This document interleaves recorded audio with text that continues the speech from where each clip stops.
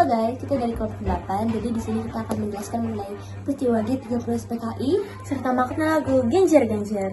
Sebelum itu, perkenalkan nama saya Matian Ardiansyah. Saya Cinta Marania Zahra. Saya Ananda Putri dan teman kita yang tidak dapat hadir hari ini yaitu Mikael Leonardo. Saksikan vlog kita yuk!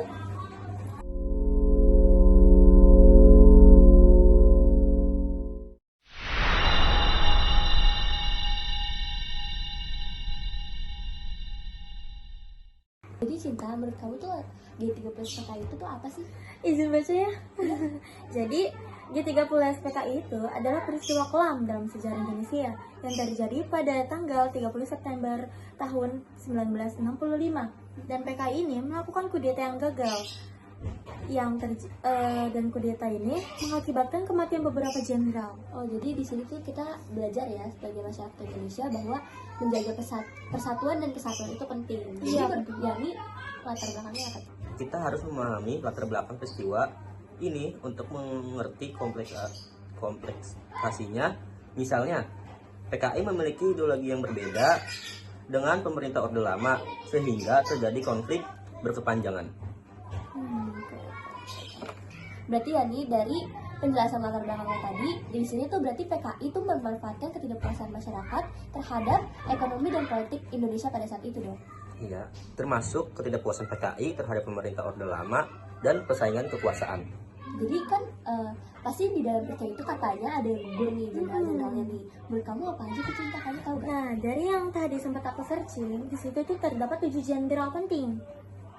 Nah, yang menjadi korban dalam peristiwa itu yaitu adalah Jenderal Ahmad Yani, lalu Letjen R. Supratpo, lalu ada Letjen M.T. Haryono, Letjen Siswando Parman, lalu ada Maijen Sutoyo, Siswo Diharjo, Maijen Donald Isach Panjaitan, serta Kapten Pierre Tendean.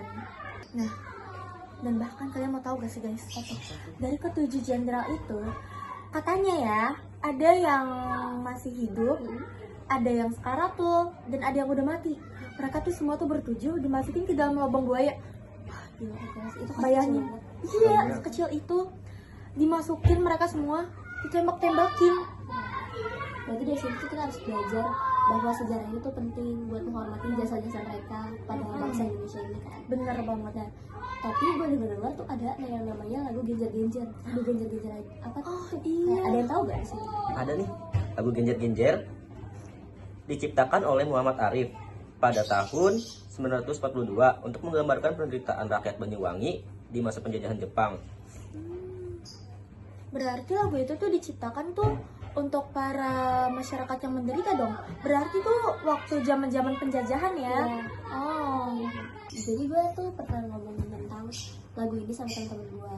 Lagu Genjer-Genjer ini tuh dijadikan simbol perlawanan sama PKI karena lagu ini berhubungan dengan PKI jadi memiliki stigma negatif lagu ini. Jadi yaudah deh gitu. Terus gue pengen balik ke bagian G30 SPKI lagi nih. Dari kejadian G30 SPKI itu dampak bagi negara kita tuh apa sih? Jadi dampaknya bagi negara kita itu tuh meliputi tentang peralihan kekuasaan dari Orde Lama ke Orde yang baru di bawah kepemimpinan Soeharto. Nah, pembantaian massal dan penangkapan terhadap terduga PKI, pelanggaran hak asasi manusia, serta munculnya trauma kolektif yang mendalam pada masyarakat, terutama kepada keluarga korban. Nah, peristiwa ini juga menyebabkan hancurnya kekuatan politik PKI, merudupnya kewibawaan Soekarno, merudupnya kewibawaan Soekarno, dan munculnya gerakan mahasiswa yang menuntut Tirtura. Nah, dampak lainnya termasuk kepada pelanggaran PKI dan komunisme, penguatan Pancasila sebagai ideologi tunggal negara, lalu pembatasan kebebasan politik, serta perbuatan pada gerakan buruh. Secara keseluruhan, peristiwa ini memiliki dampak yang luas serta mendalam bagi masyarakat Indonesia, baik secara politik, sosial, dan kemanusiaan. Tapi ada perannya juga gak sih gitu Iya, SPKI itu? pasti. Perannya apa tuh? Ada nih perannya nih.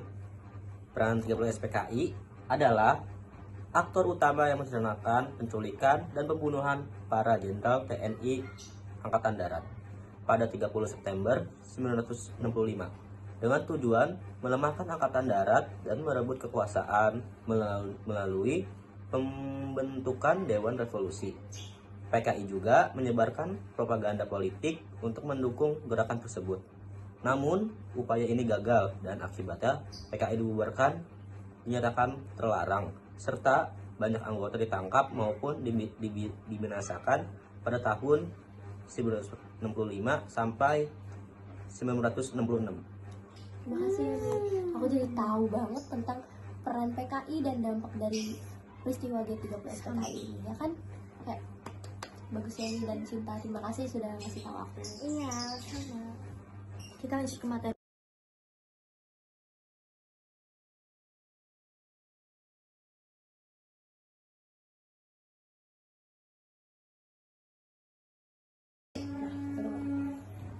Oke guys, jadi setelah materi yang tadi yang sempat kita bahas, sekarang kita bakalan ngebahas terkait gimana sih reaksi masyarakat terhadap G30 SPKI menurut pandangan kita.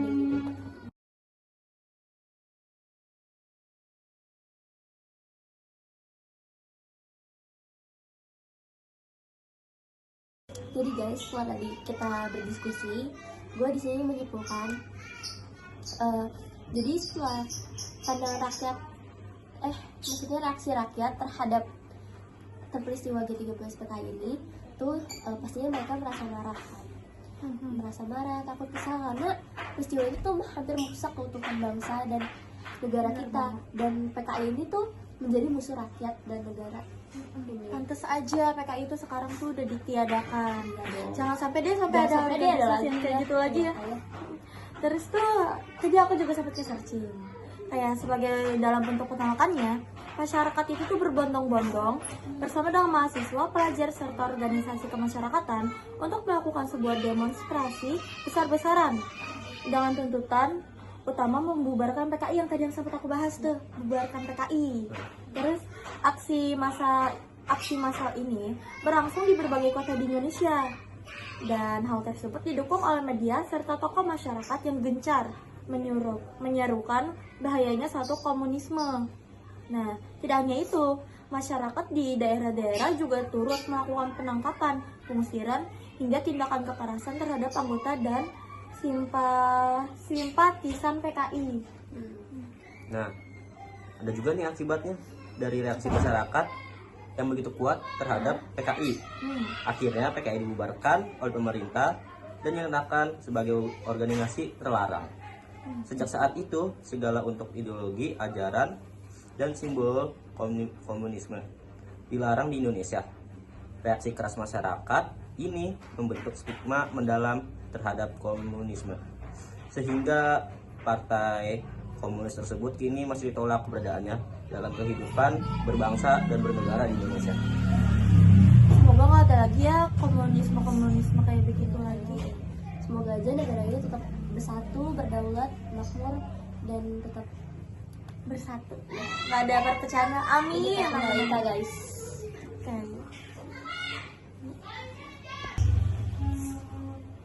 Oke, jadi materi kita nih belum selesai sebenarnya, masih tinggal kesimpulan.